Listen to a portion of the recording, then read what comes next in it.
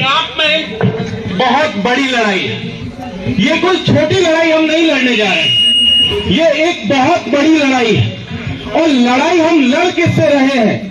इस देश की हुकूमत से, जिसके पास सत्ता है, संसाधन है, प्रशासन है, आर्मी है, पुलिस है और तमाम तरीके के संसाधनों पर, संस्थानों पर उसका कब्जा है, और उससे हम ये लड़ाई लड़ने जा रहे हैं। लड़ाई आसान नहीं है। जब आप अपने गांव से निकल करके, अपने जंगल से निकल करके जब यहां दिल्ली तक पहुंचे, जंतर मंतर तक पहुंचे हैं, तो आप यकीन मानिए आप अपनी लड़ाई का पहला पड़ाव जीत चुके हैं और आप सब लोग इसके लिए बधाई के पात्र हैं। ये लड़ाई सिर्फ ट्राइबल कॉलम तक सीमित नहीं है, ये लड़ाई हमारे वजूद की है, हमारे अस्तित्व की है। कुछ लोग हैं जो कहते हैं कि हम इस देश के आदिवासियों को, जयपाल सिंह मुंडा ने संविधान सभा के भीतर अपने भाषण में पहले दिन एक बात कही थी, और वो पहली बात उन्होंने कहा था कि मैं सिंधु घाटी सभ्यता का वंशज पिछले 3000 सालों से यहां पर जमा हुआ हूं।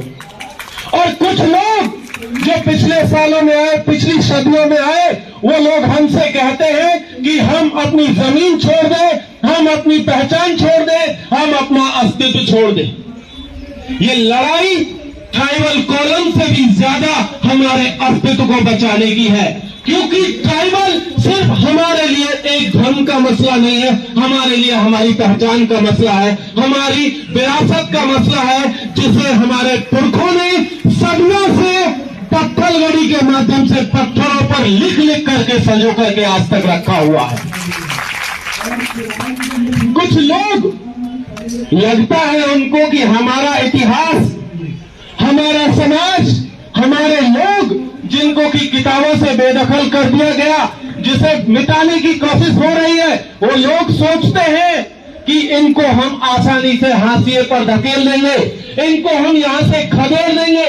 वो शायद भूल जाते हैं कि हम पत्थलगड़ी के लोग, जिनका इतिहास पत्थरों पर दर्ज है, ना वो बारिश में गल सकती है, ना धूप से जो पिघल सकती है, वो शायद ये बात भूल जाते हैं। हम पत्थलगड़ी से अपने इतिहास की शुरुआत करते हैं, हम शुरुआत करते हैं अपने पुरखों से। और हमारे पुरखों में कौन शामिल है? हमारे पुरखों में हमारे सिर्फ माँ बाप शामिल नहीं है, ये पेड़, ये छोटे छोटे पौधे, ये जंगली जानवर, ये सब हमारे सब के सब हमारे पुरखों में शामिल है, जिनके साथ हमारे पुरखे रहते आए थे, जिनके साथ आज भी हम रह रहे हैं। ये उन सबको बचाने की लड़ाई है। जब संविधान सभा में बहस हो रही थी, जहां से ये ट्राइबल कॉलम को हटाने की बात चलती है, हमारे साथी प्रीवियस स्पीकर ने कहा था, जो झारखंड से हमारी साथी थी, उन्होंने कहा था अंग्रेजी हुकूमत के दौर में ट्राइबल कॉलम था, कहीं पर इंडिजीनियस लिखा जा रहा था, कहीं पर एबोरिजिनल लिखा जा रहा था, लेकिन उस समय पर अंग्रेजी हुकूमत भी हमारी आइडेंटिटी को एक्सेप्ट करती थी, वो स्वीकार करती थी कि हाँ, ये इस देश के असल निवासी हैं और इनके रिलीजियस कॉलम में इनकी अपनी पहचान दर्ज होनी चाहिए। 2011 का सुप्रीम कोर्ट का एक जजमेंट है, उठा करके देखिए।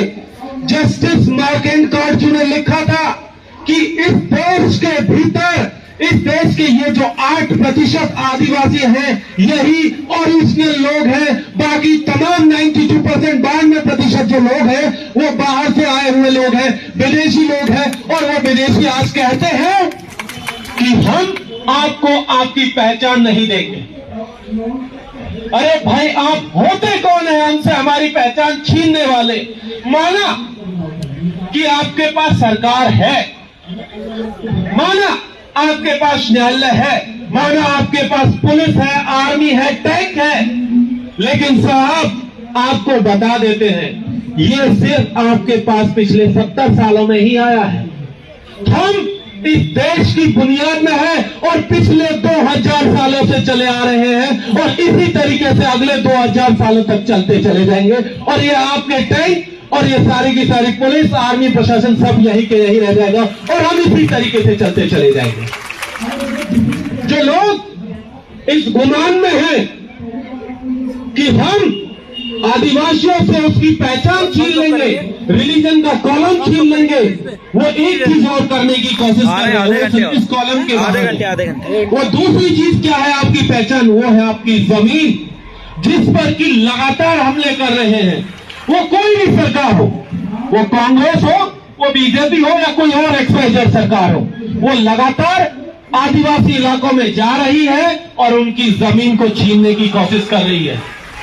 कभी वो कहती है कि आपके पास पट्टा नहीं है, कभी वो कहती है कि नहीं आपके पास ये डॉक्यूमेंट नहीं है, कभी कोई और डॉक्यूमेंट का बहाना बनाती है और आपको अपनी जमीन से बेदखल करने की कोशिश कर रही है। इसका मतलब है कि वो आपको आपकी जड़ों से बेदखल कर रही है, आपको आपके पुरखों की विरासत से अलग करने की कोशिश कर रही है और ये हम होने नहीं देंगे।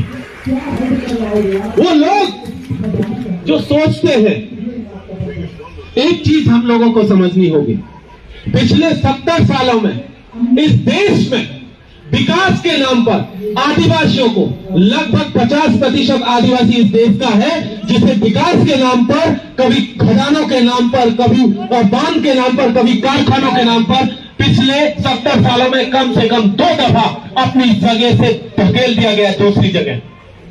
वो लगातार ये कोशिश कर रहे हैं। वो आपके इलाकों में पुलिस कैंप एस्टेब्लिश कर रहे हैं। हमने देखा सिलगेर में क्या चल रहा है, छत्तीसगढ़ के भीतर देखिए क्या चल रहा है, झारखंड के भीतर देख लीजिए, उड़ीसा के भीतर आप देख लीजिए, पॉस्को के नाम पर किस तरीके से आदिवासियों का दमन हो रहा है। तो ये सारी की सारी लड़ाइयां हमारी पहचान से जुड़ी हुई लड़ाइयां हैं। इनमें से एक भी चीज ऐसी नहीं है जो हमारी पहचान को अलग करती हो। हम अपने वजूद को बचाने की लड़ाई लड़ रहे हैं और इसी कड़ी में ये पहला लड़ाई का जो हमारा मोर्चा है वो है ट्राइबल कॉलम, कि हमें कागजों में हमें हमारी पहचान को वापस लौटाया जाए। एक बात जिसको कहकर के मैं अपनी बात को खत्म करूंगा, पिछले दिनों हम लगातार देख रहे हैं और पिछले 70 साल से देख रहे हैं, कुछ लोग हमसे आकर के कहते हैं कि आप वनवासी हैं, कुछ लोग कहते हैं भाई आप हिंदू बन जाइए, आपको 2 बोरी चावल मिल जाएगा, 2 बोरी गेहूं मिल जाएगा, या दाल मिल जाएगी, या कुछ और चीज दे दिया जाएगा। कुछ लोग कहते हैं ईसाई बन जाइए, कुछ कहते हैं बुद्धिस्ट बन जाइए, कुछ कह रहे हैं कि जैन बन जाइए, कुछ सिख बनाने पर तुले हुए। भाई हमें नहीं बनना कुछ भी, हम आदिवासी थे, आदिवासी हैं और आदिवासी रहेंगे। जोहार, शुक्रिया, बहुत बहुत क्लास, जिंदाबाद, जय आदिवासी।